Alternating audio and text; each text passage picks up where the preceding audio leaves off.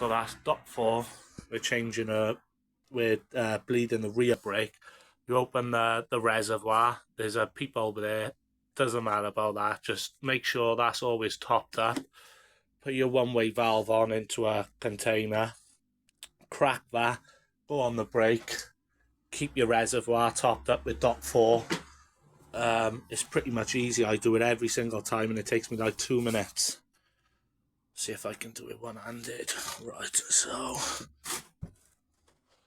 wait there, that's low. Put some in there. There you go. So we're topped up on there. And then start like that, the fluid comes. Boom, there you go.